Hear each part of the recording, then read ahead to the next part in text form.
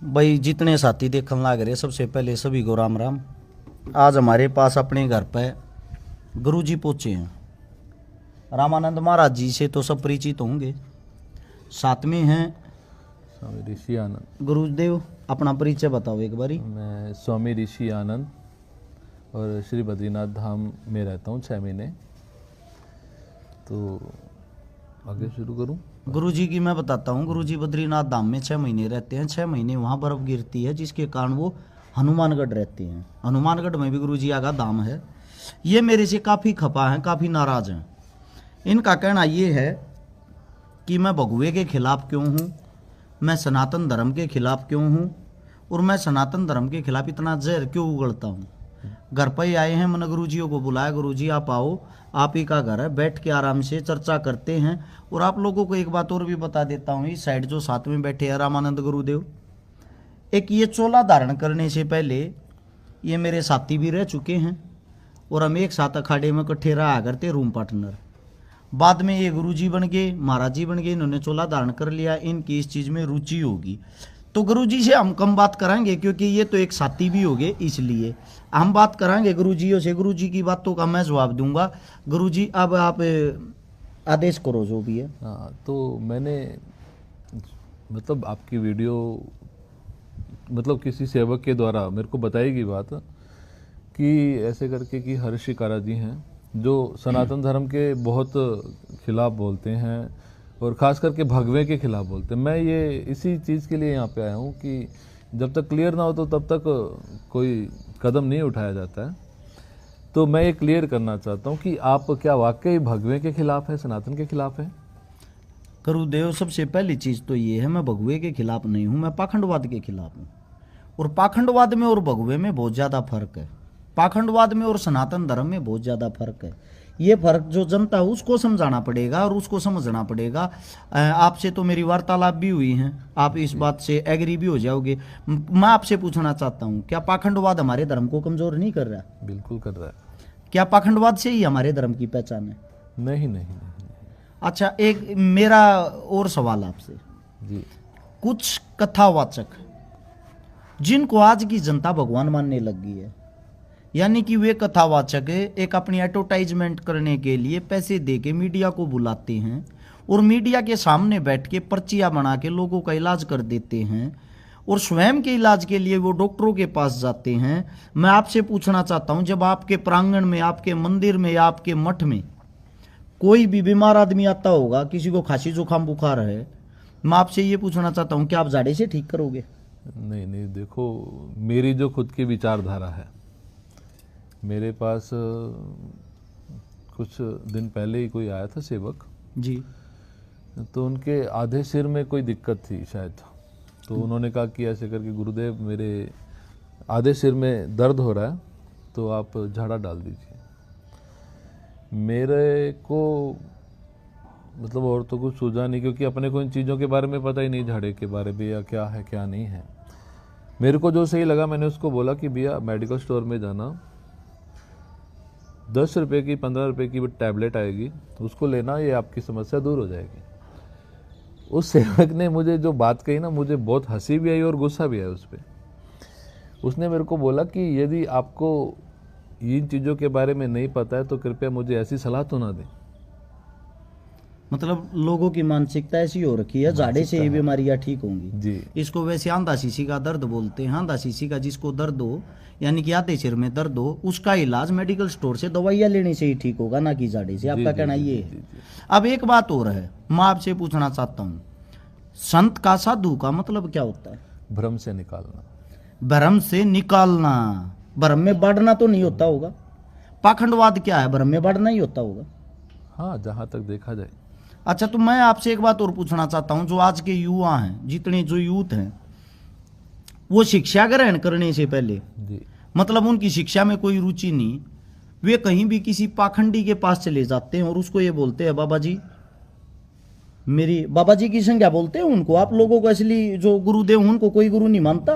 जी, जी। गुरु उनको मानते हैं जो टीवियों के सामने रहते हैं। बिल्कुल। मैं आपको एक बात बताता हूं, आज की जो नई जनरेशन है, यूथ है, वो क्या करते हैं, नौकरी लगने के लिए उन्हीं कथावाचकों के पास जाके उनके पैर पकड़ते हैं कि हमें नौकरी दिलवा दो। नौकरी वहां कथावाचक के पैर पकड़ने से मिलेगी या शिक्षा प्राप्त करने से मिलेगी? सबसे पहले तो शिक्षा। शिक्षा ही होगी ना। बिल्कुल। तो मेरा जो कहने का तात्पर्य है, मैं लोगों को जो समझाना चाहता हूं, मैं यही बातें कहता हूं कि भाई जो पहलवानी करता है उसको पहलवानी करने से ही ख्याति प्राप्त होगी, बिल्कुल। ना कि वहां जाके कथावाचकों को पैर पकड़ने से। दूसरी चीज ये है, आपको ये नहीं लगता ये जो कुछ कथावाचक जो कहीं पे भी कथा करते हैं, अपने आप को धर्म प्रचारक गुरु बताते हैं, वो जी। उनकी जो प्रॉपर्टी है, वो प्रॉपर्टी अगर आप कभी सरकार से उजागर करवाने के लिए कहो या चेकिंग करवाओ, वो एक बार कथा करने के करोड़ रुपए लेते हैं। तो उसको आप धर्मगुरु कैसे बोल सकते हो? वो तो एक धंधा हो गया ना। हाँ, देखो हर तरह के इंसान है यहाँ जी।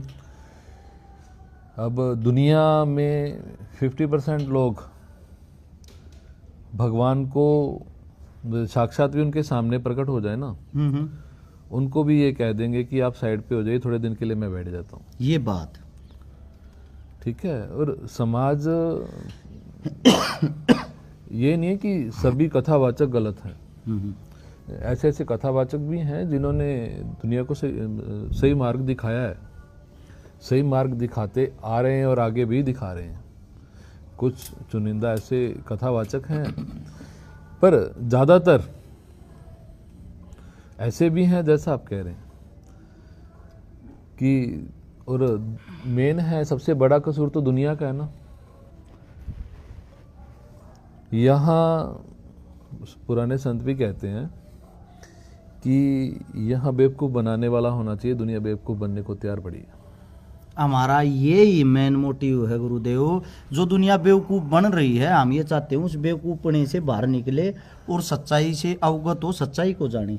मैं आपको एक बात और बता देता हूँ, मैं धर्म के खिलाफ नहीं हूँ, मैं धर्म के साथ हूँ, लेकिन हमारे धर्म को वो पाखंडवाद खा रहा है, क्योंकि जो पाखंडी है ना, उन्हीं को लोग इसलिए भगवान मानने लग गए, आप लोगों को नहीं। कहीं ना कहीं छवि खराब हो रही है यहाँ सनातन, भगवे पे दाग लग रहे होंगे ना? दाग लग रहा है। और जो बात मैंने सुनी उसी चीज़ की वजह से तो मैंने आपसे संपर्क किया। जी जी जी।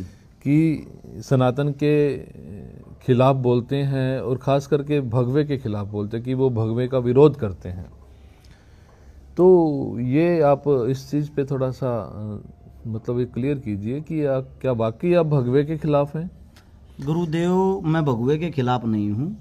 मैं हिंदू धर्म के अंदर मैंने अगर जन्म लिया है, मैं अपने धर्म का काफ़ी सम्मान करता हूँ, लेकिन मेरा एक सवाल है, क्या कोई अन्य धर्म हो उसको गालियाँ देना ही हमारे धर्म की पहचान है?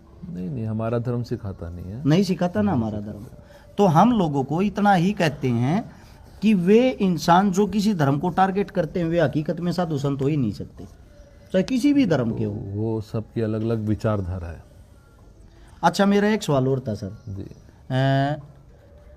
मैं एक बारी, मुझे हंसी भी आती है बताते हुए, एक ऐसे साधु संत के पास गया जिन्होंने मेरे को अपना फ़ोन नंबर दे दिया जी। और उन्होंने मेरे को बताया, अगर आपके घर में कोई भी समस्या किसी भी प्रकार की हो जी, आप मेरा नंबर ले लो, फ़ोन पे ही झाड़ा लगा के मैं आपका इलाज कर दूंगा, और साथ में आपके घर की कोई भी समस्या हुई 2100 रुपये आप पेटीएम डाल देना, यहीं बैठे बैठे घर के अंदर सुख शांति बना दूंगा। ये संभव है? मेरा जो मानना है, झाड़े मात्र 3 ही तरह के होते हैं। जैसे कि एक सूक्ष्म शरीर, ऊपरी हवा, भूत बाधा। जी दूसरे नंबर पे वो दाने निकल जाते हैं ना माता के। जी तीसरा है नज़र का। जी। ये 3 ही झाड़े जो शुरू से चले आ रहे हैं। इनके अलावा यदि आप कहें कि मेरा हाथ दर्द हो रहा है या आपके पारिवारिक घर में कोई बात हुई है, कहीं सुनी हो गई है किसी के साथ, वो झाड़े के जरिए नहीं सुधारा जा सकता, वो बात के जरिए ही सुधारा जा सकता है। अब मान के चलिए उदाहरण के तौर पर हम दोनों की आपस में कोई विवाद हो गया जी। अब मैं तीसरे बंदे को कहूँ कि जी हमारे दोनों की सुलह आप झाड़े के जरिए करवा दो, तो वो नहीं हो पाएगी। उसके लिए हमें आपस में बैठकर ही बात करनी पड़ेगी। ये बात। कुछ परिवार ऐसे आते हैं जिनके बच्चियां, मतलब विवाहित बच्चियां, उनकी आपस में नहीं बनी, वो अब अपने घर पे आ गई। अब वो 1 साल 2 साल लास्ट में तो परेशान होती हैं ना बच्चियां तो बुरा लगता है, देखते हैं ना, तो ये समाज किस दिशा की तरफ जा रहा है। अब वो एक परिवार मेरे पास है कि बाबा जी कोई ऐसा ताबीज़ बना दो कि बेटी घर पे चली जाए। मैंने उनको एक ही बात बोली कि ताबीज़ बनाने से यदि ऐसे घर बसते तो बहुतों के बच जाते, किसी का बिगड़ता ही नहीं। बिगड़ता ही नहीं। ये जो बात है वो आपकी आपस की पारिवारिक बात है, उसको आप बैठ के यदि सुलह करेंगे तो हो जाएगी। किसी व्यक्तिगत, किसी अलग कोई व्यक्ति को आप कहें कि नहीं ऐसा करके आप झाड़ा डाल दीजिए तो ये काम हो जाए, तो उन चीज़ों के मैं भी खिलाफ हूँ। मैं नहीं मानता उन चीज़ों को कि ऐसा होता है। अच्छा एक बात और गुरु जी, ऐसा भी झाड़ा लवावे हैं या डोरा बनवावे हैं, आक हमारे घर में लड़का पैदा हो जाए हमारी बहू का। देखो मेन चीज़ है, अगर साधु के मुंह से सहज निकल जाए, और सहज निकलता क्या है, होनी मुंह चढ़ के बोलती, जो होने वाला है वो ही साधु बोलता है। जी ठीक है। जी। और धागा ताबीज से मैंने तो अभी तक नहीं देखा है, बाकी मैं देखता हूँ गुरु जी, मैं इन्हीं के बीच में रहता हूँ, क्योंकि मेरा मानना ये है जब एक पति पत्नी आपस में एक दूसरे के बीच तालमेल ही नहीं होगा, संतान प्राप्ति नहीं होगी। नहीं होगी, वो तो है। मानते हो ना? बिल्कुल। और मतलब कि चलो इन बातों को छोड़ते हुए एक बात और है जो आपके भी माइंड में थी, गुरु जी का भी कहना था और जनता का भी कहना कि आप मुसलमानों के खिलाफ नहीं बोलते कभी, या मुसलमानों के जो अंदर जितनी कमियां खामियां ये उनके धर्म के अंदर भी हैं, उनके खिलाफ नहीं बोलते। मैं वीडियो के माध्यम से आप लोगों के सामने बता देता हूँ, अगर हमारे घर के अंदर पहले गंदगी फैली हुई हो, सबसे पहला हमारा फर्ज बनता अपने घर की गंदगी को मिटाना। उसके बाद बात आती दूसरे धर्म की। दूसरे धर्म के अंदर जो गंदगी है, अगर सीधी हम उसको टारगेट कर दें या उसके ऊपर बात करेंगे तो वो इंसान उस चीज को एक धर्मवाद बना देते हैं। धर्मवाद किस लिए बना देते हैं कि भाई पहले अपने घर की गंदगी को तो साफ कर ले। मुस्लिमों के अंदर जो अच्छे इंसान होंगे वो अपने घर की गंदगी साफ करेंगे, हिंदुओं के अंदर जो अच्छे इंसान होंगे वो अपने घर की गंदगी साफ करेंगे। अब थोड़ी बात कर लेते हैं हम रामानंद महाराज जी से। गुरुदेव बहुत घने आदमी से हैं जो 24 घंटे आपने तो खासकर टारगेट करे हैं, अगर आपका दोस्त धर्म के खिलाफ बोले जा है, भगवे के खिलाफ बोले जा है, एक भंडारा करे आगरा आपा, उसके बारे में आप अपने मुंह तो बताओगे, काफी अच्छा रहेगा। भाई सारे राम राम। पहला तो जितने भी दर्शक देखा है, आप लोगों को एक छोटी बात बता देता हूँ भाई, थोड़ा हाँ कटु सत्य है, हो सके आप लोगों ने बुरा भी लग जाए। हरिद्वार में विशुद्धानंद आश्रम है, गरीबदासी पंथ का, कबीर की वाणी से जुड़ा हुआ है, और वहाँ पे मेरे को रहते 9-10 साल हो गए। हर साल 9 तारीख को नवंबर की बड़ा विशाल भंडारा करते हैं। हरिद्वार के जितने साधु संत हैं, गदिया के महंत हैं, महामंडलेश्वर है, उन्हें सब ने पता है। क्या आज तक कोई एक आदमी भी ऐसा आया कि बाबा जी ना तो आप जन्मभूमि से कोई पैसा लेते, ना कोई आम पब्लिक से लेते, और ये भंडारा जो आप 10, 15, 20 लाख रुपए लगाते हो, ये कैसे सक्षम होता है? या फिर कोई एक आदमी भी इसमें कमेंट करके ये बता देना भाई बाबा रामानंद को मैंने 11,000 रुपये दिए या 21,000, एक मात्र आदमी। वो जो भंडारा सक्षम होता है वो हर्ष भाई और हमारी जो टीम है, और ये वो चेहरे जो कभी सामने भी नहीं आए, जिन्होंने कभी ये भी नहीं बोला कि महाराज जी हमारा नाम किसी कार्ड में तो हो। आज तक जितने भी कार्ड छपे हैं, किसी कार्ड में हर्ष का तो नाम भी नहीं होगा। वो साधु संतों के प्रति इसका प्रेम है, और विचारधारा हमारी ऐसी है कि एक आदमी दिन में 2 टाइम मिनिमम भोजन करता है, सुबह और शाम।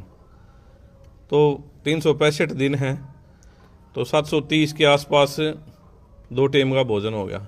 भाई को यही कही है कि अंजल साहिब रूप है। मैं नहीं कह रही, कबीर की वाणी कह रही है कि भाई भूखे को भोजन और पानी पिला दो, इससे बड़ा कोई धर्म नहीं है, ना कोई जाति है।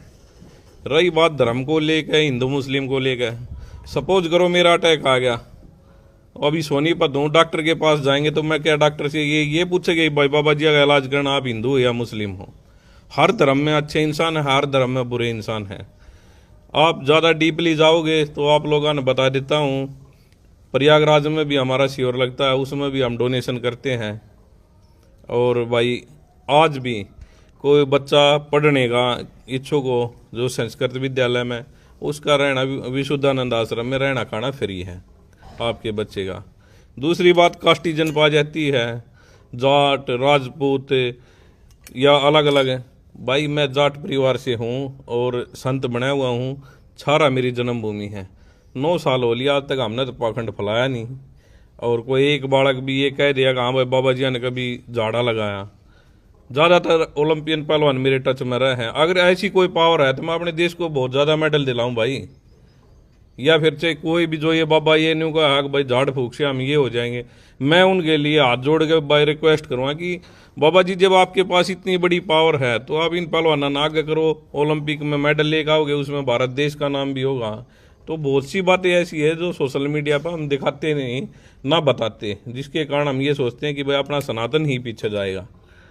तो आप लोग का यह विनती है कि इस तरह के कमेंट ना करा करो भैया कि भाई इन चीज़ों के विपक्ष में है, बहुत ज़्यादा सपोर्ट करता है। हरिद्वार के जितने भी संत हैं उनको पता है कि भाई क्या अपनी रेपुटेशन और क्या हम कार्य कर रहे हैं।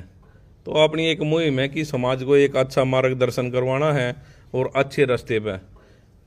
तो यही है हर्ष भाई कि जो और भी कई भाई जात पात को लेके कहते हैं, भाई वो डेरा भी वही है, 2 डेरे हैं। मैं उस आप निस्वार्थ भाव से सेवा करो, 24 घंटे लंगर चलाओ, मेरे को एक पैसा नहीं चाहिए भाई। कितने भाई आगे निकल कर आते हैं, वो डेरा वही है। मैं तो आप लोगों से यही कहूँगा कि आप परमानेंट वहीं रह गए अन्न का ही वितरण कर लो भाई। कुछ चीज़ें मुंह से बोलने में और ज़मीनी स्तर पर करने में बहुत दिन रात का अंतर है। और आज भी 9 साल बाद ये चीज़ इसलिए बता रहा हूँ कि हर्ष भाई ने कभी ये नहीं कहा कि बाबा जी मेरा कहीं नाम होना चाहिए।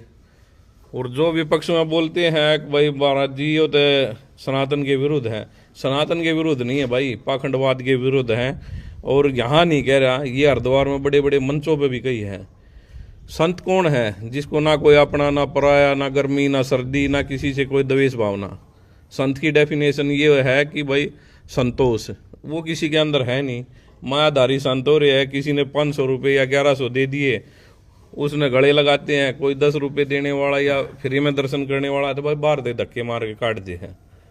आप ये चीज़ें एक छोटी ये पौधे लगे हुए हैं अभी, जैसे खाटू श्याम का क्रेज चला हुआ है, नव सावरिया सेठ का चल गया, तो वहाँ गुलाब का फूल लेके जाओगे 1 इत्र।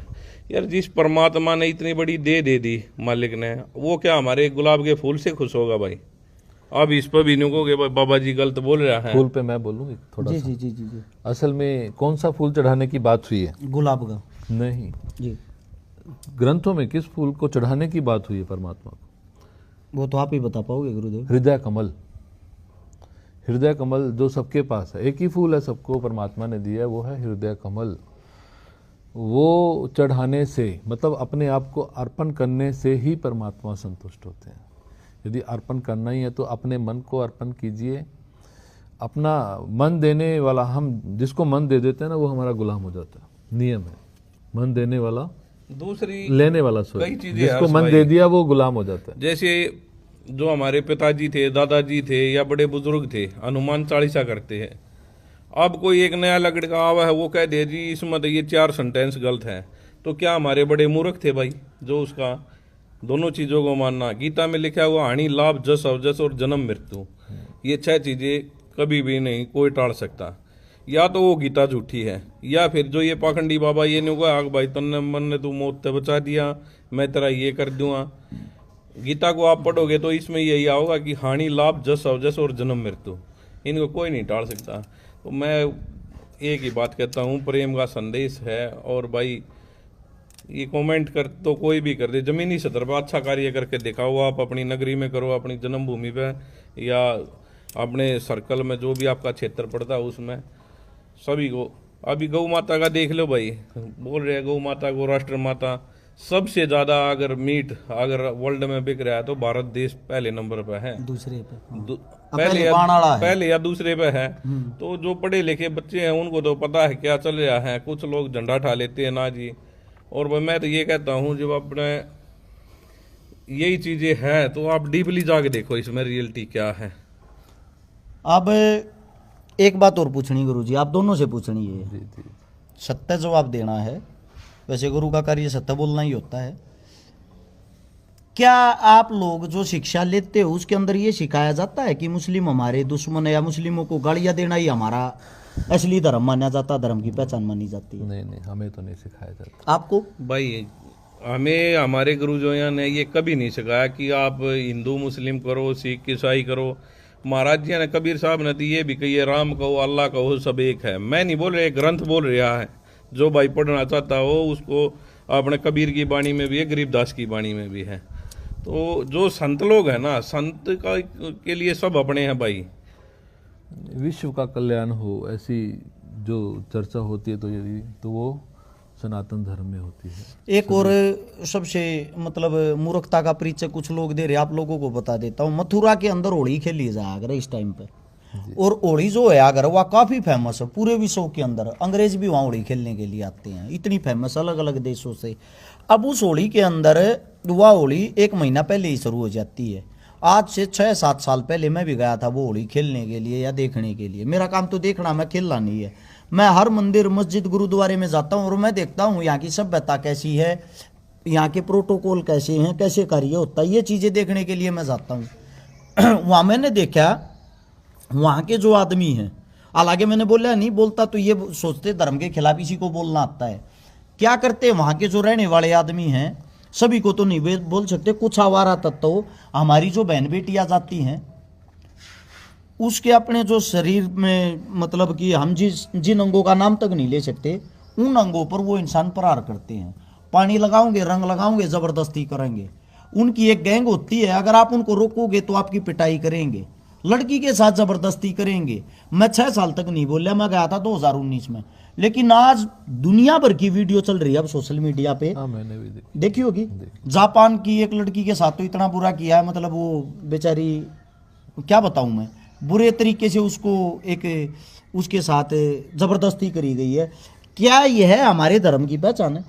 नहीं, ये आपने अभी कहा ना कुछ उत्पत्ति, तो मैं तो उनसे भी यही निवेदन करूंगा कि यदि आप सनातन संस्कृति को बचाना चाहते हैं कि और ये चाहते हैं कि कोई उस पे उंगली ना उठाए, तो सबसे पहले हमें खुद से शुरुआत करनी होगी। जब खुद सही हो जाएंगे तो फिर हम दूसरे के लिए बोल सकते हैं। खुद सही नहीं है ना, तो दूसरे पर हम लांछन लगाए तो वो भी अच्छा नहीं होता, मेरा ये मानना है। अच्छा, एक चीज़ और है गुरुदेव, कुछ मंदिरों के अंदर वीआईपी कल्चर है, वीवीआईपी कल्चर है। हम अंदर एंट्री करते हैं, 500 रुपये की हम अगर टिकट लेते हैं तो भगवान को नज़दीक से देख सकते हैं। 1100 की टिकट लेते हैं तो भगवान को बिल्कुल छू सकते हैं।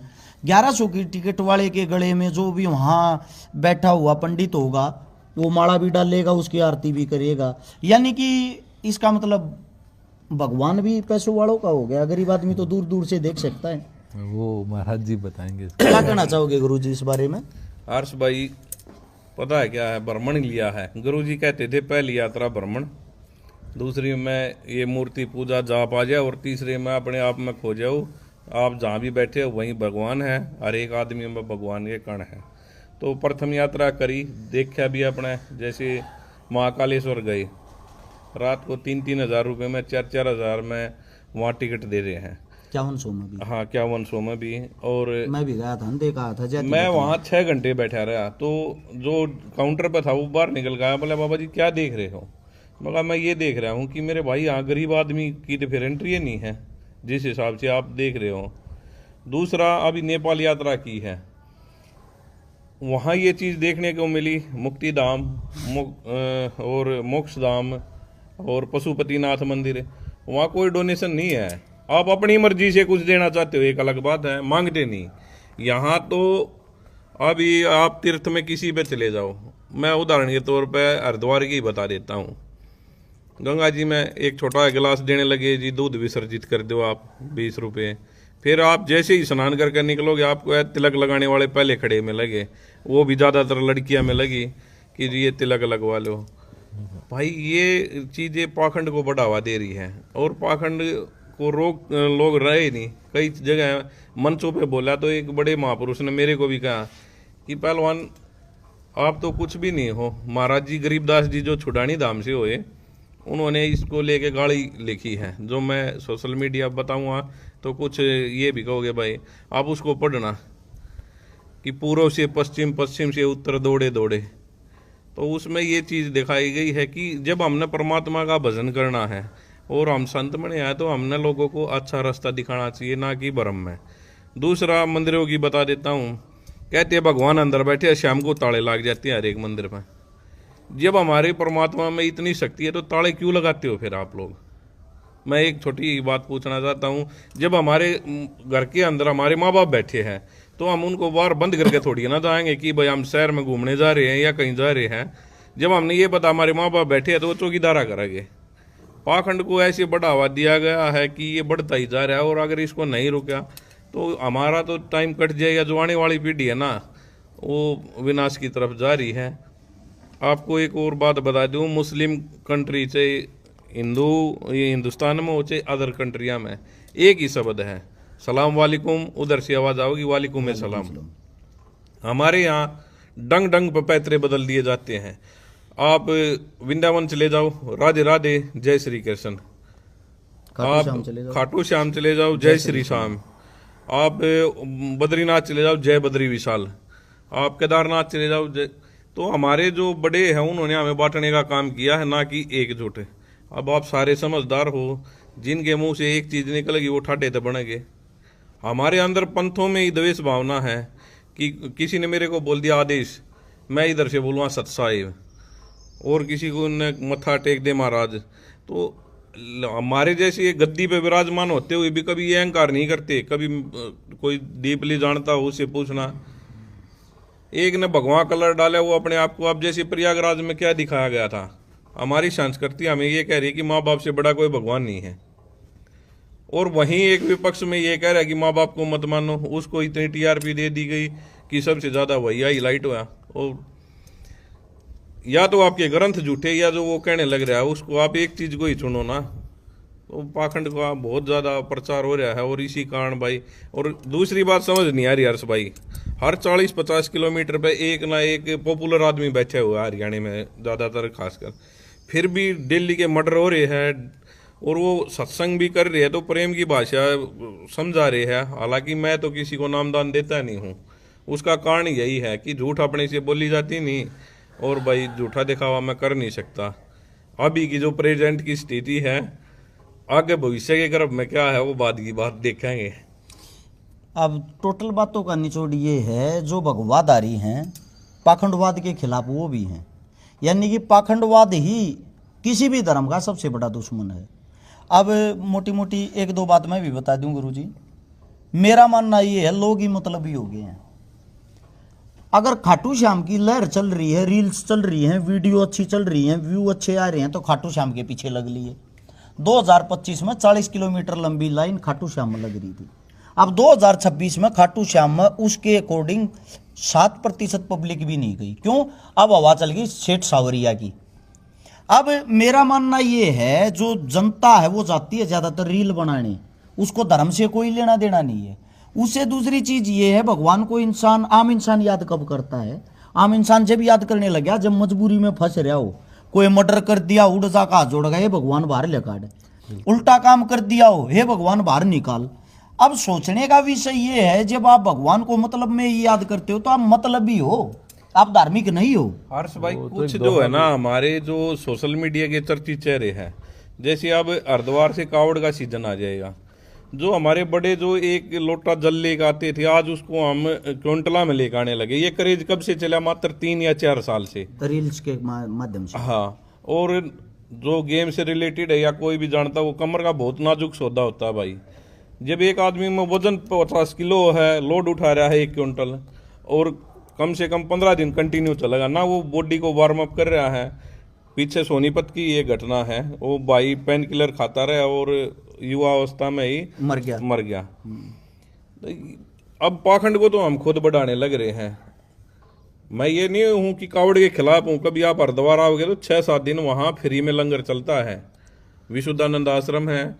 लेकिन जो देखते हैं ना भाई, धुमा करेंगे उधर है कहाँ भाई, हमारे तो बड़े भोले को जोड़ दिया चिलम। आजकल तो वो भोले शंकर की फोटो भी ऐसी चिलम की लगा के देने लगे। आप भाई शास्त्र पढ़ो, चिलम नहीं पी है, शास्त्रों से आपको रियलिटी पता लगेगी। महादेव ने कभी चिलम नहीं पी। कावड़िया तो ये कहते हैं महादेव का, जो कहते हैं ना। पर देखो कुंभ के टाइम पे वो IIT वाले जो बाबा जी तो मेरा उनसे सहज, वैसे हम जा रहे थे तो सामने बैठे दिख गए, तो गाड़ी रोक के उनसे मिलने के लिए चला गया। मैंने उनको कहा नमो नारायण, उन्होंने कहा नमो नारायण। इतनी देर में उन्होंने चिलम निकाल ली। साथ वाले ने वो माचिस जगाई और वो खींच रहे और कुछ शब्द बोले, उन्होंने पता नहीं क्या बोले थे, बकड़ बम चले आओ छमा छमा, ऐसा कुछ इतना ही सुना मेरे को, बाकी बहुत लंबा बोला था। मैंने उनसे एक ही बात बोली थी कि यदि आप इस लाइन में आए हैं और आप पढ़े लिखे हैं, आपका सोशल मीडिया में भी नाम हो रहा है आईआईटी के नाम से, आईआईटी वाले बाबा, पढ़े लिखे होने के बावजूद भी आपने चिलम का सहारा क्यों लिया? तो उन्होंने मेरे को कहा कि आपको क्या पता, इससे तो तार जुड़ती है। ठीक है, मैं आपकी बात मानता हूँ, तार जुड़ गई और वो आ भी गए। अब आप होश में नहीं तो बात कैसे करोगे? सही बात है भाई। जैसे नाथ संप्रदाय में है, एक कहावत है कि भाई गुरु गोरखनाथ कुर्डी में पैदा हुए, ज्यादातर अपने देहात में जो भाई 12 साल में कुर्डी। अब कपूर की पहाड़ी पे कृष्ण पालनाथ महाराज जी बैठे हुए, मैं बड़े मतलब उनका सत्कार करता हूँ। उनका आप एक इंटरव्यू सुनना, उन्होंने खुद कहा कि भाई ये एक मिथ्या है। उनका इंटरव्यू है, पवन ने ले रखा है। तो मेरे को प्राउड फील हुआ है कि हमारे संतों ने, जैसे अब मेरे में कोई ऐब हो गया लेकिन मैं समाज को सच्चाई बता रहा हूँ, तो मैं कहीं ना कहीं उस चीज में भी ये मानता हूँ, मन ने ये काम करके देख लिया, आप लोग मत करना। महाराज जी ने बताया। अब आम समाज में आप हरियाणा में कहीं भी पूछ लो, ज्यादातर नहीं कहोगे गुरु गोरखनाथ कुर्डी से पैदा हुए थे। अब या तो भाई महाराज जी का इंटरव्यू सुनकर आप देख लेना क्या रियलिटी है, कृष्ण पालनाथ महाराज जी का इंटरव्यू है। तो सच्चाई कुछ और है मेरे भाई, भ्रम में मत डूबो, यही मैं कहना चाहूँ। अब सबसे मेन बात, जो आखिरी बात गुरुजी ने बात करी थी कावड़ की, कावड़ के बारे में बता दूं। 50 किलो का आदमी हरिद्वार जागा, 100 किलो की कावड़ ठाओगा, 1 किलोमीटर चल लगा। गुरुजी मैं उड़े था, मैं गया था, 1 किलोमीटर चाल कर रील बढ़िया बन जा हूँ, टोकनिया नीब की बार रोड के ऊपर छोड़ छोड़ जा रही थी। कई लाख कावड़े ऐसी थी जो रोडा पे न्यू की न्यू पड़ी थी। मेरा मानना ये है, बोले न जल चाहिए कि जान, सबसे पहली बात वो तो श्रद्धा। दूसरी बात, मैंने गुरुजी का इंटरव्यू सुना, उनका ये कहना था कि आप तो शिव को दूषित कर रहे हो, क्योंकि जब शिव के जटाओं से ही गंगा निकलती है, पवित्र गंगा तो वो है ना, वो स्वयं शिव के सिर से निकलती है। आप उसका पानी ले जाकर यहाँ उस पर डालते हो। राम है, आप उन रूलों को फॉलो नहीं करते, तरह तरह के नशे करते हो, दुनिया भर की हरकतें करते हो। हरियाणा को इतना ही कहना चाहते हैं भाई, हरियाणा के अंदर एक इसी लहर चलेगी, इन गुरु जी भरा के कर दिया। ये साल में 2 बार तो हरिद्वार रहे हैं, एक हफ्ता। हरिद्वार खत्म होते कोला पर जा हैं, कोला पर खत्म होते खाटू श्याम जा हैं, खाटू श्याम खत्म होते एक अपने आड़े हरियाणा में और श्याम का वो है उड़ जा हैं। यानी कि आप लोग सत्यता तक काफी दूर हो गए, अपने माता पिता की सेवा ना करके, अपने गाम राम की सेवा ना करके एक मेड़िया के बड़द बन गए हो, सिर्फ सोशल मीडिया के कारण। क्योंकि रील आज के टाइम गुरुजी एक और नई चीज आएगी, रील भी आजकल पाखंडिया की चलना की, ओरिजिनल आगी नहीं, गारंटी दूं आप दोनों ने कोई भी नहीं जानता होगा। क्यों ना जानता?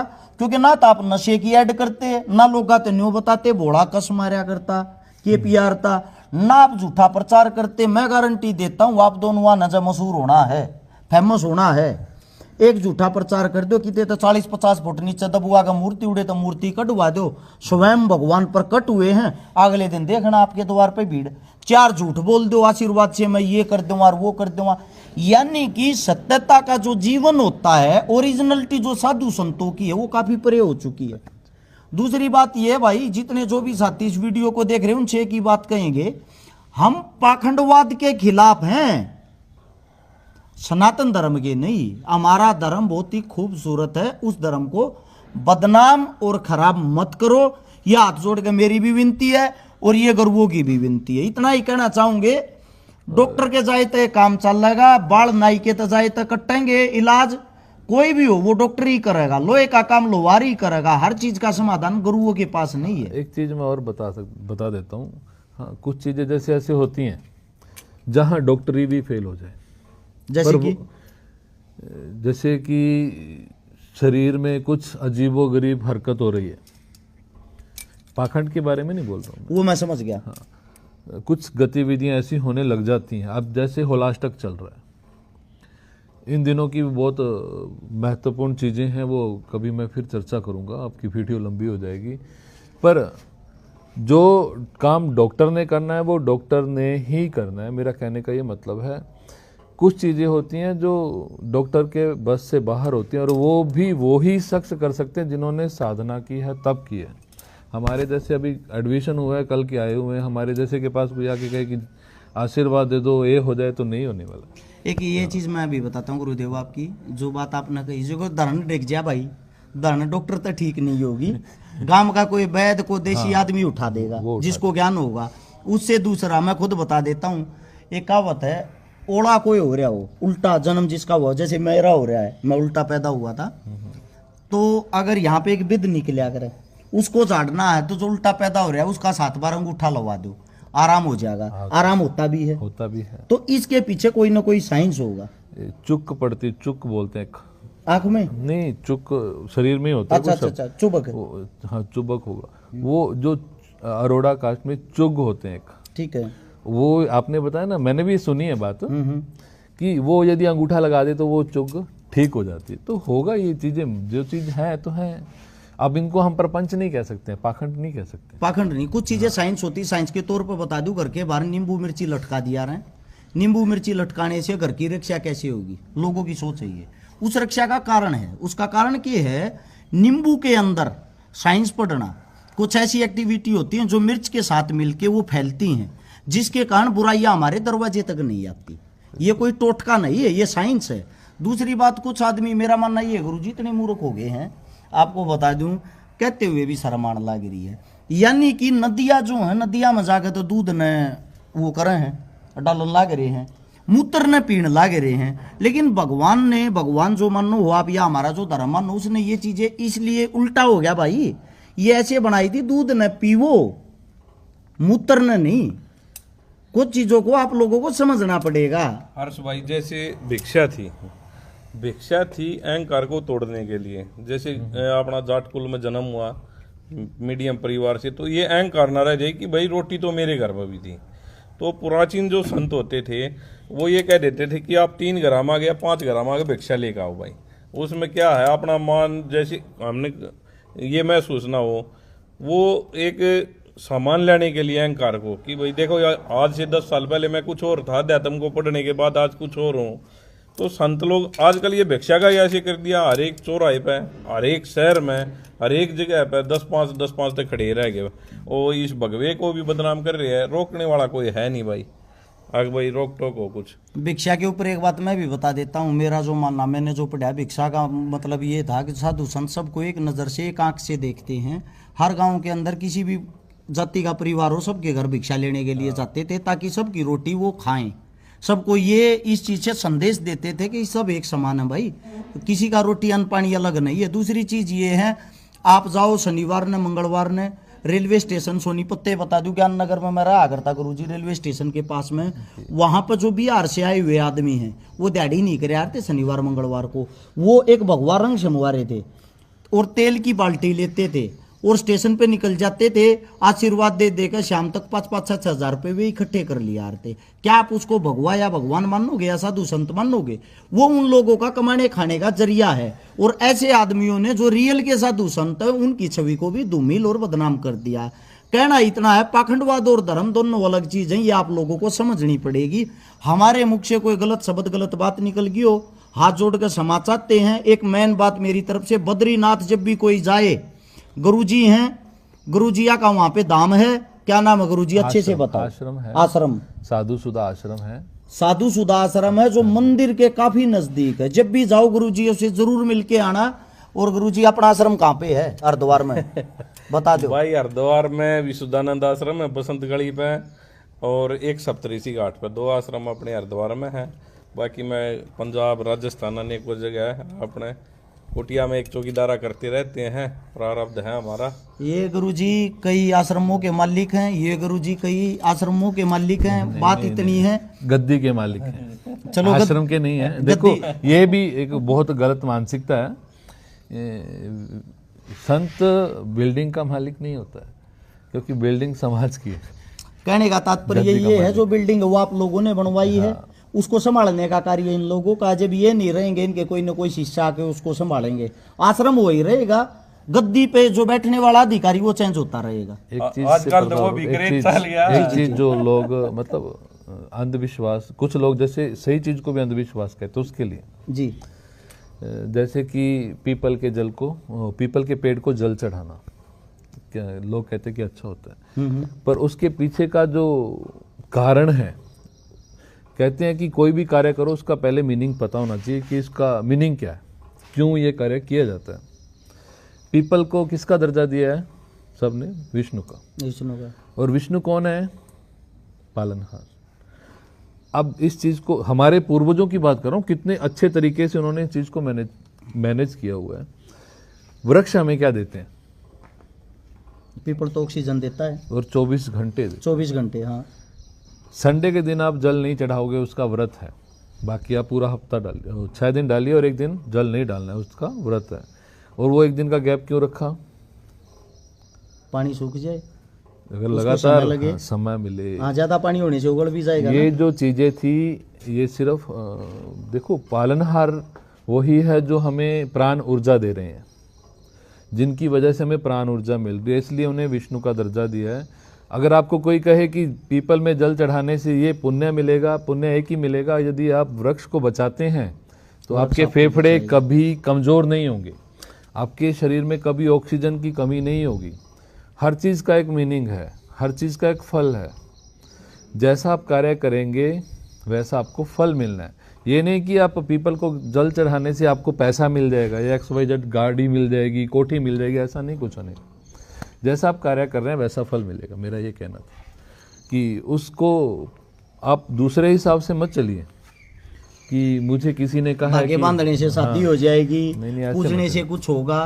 कहने का तात्पर्य ये, हमारे बुजुर्गों ने ये सिखाया था। आदमी ज्यादा देशी होते थे, उनका कहना इतना ही था कि आप लोगों को समझाने की वह एक शिक्षा थी, आप पेड़ों को संभालोगे, पेड़ आपको संभालेंगे, इसीलिए उन पेड़ों को महान माना गया। बेरी के वृक्ष के नीचे आपको रात को नहीं जाना, भूत होते हैं जी। ये बात कही जी, पर ये क्यों कही? बेरी का वृक्ष ऑक्सीजन रात को खींचता है। ठीक है, यदि आप लगातार बेरी के वृक्ष के नीचे सोएंगे तो आपकी मृत्यु जल्दी हो जाएगी। हर्ष भाई, उस चीज को चर्चा में रहते हो तो मैं आपको ये गदा भेंट कर रहे हैं हम, क्योंकि ठीक है, जो पाखंडी है उनके विरोध में आप गदा लेकर खड़े रहो।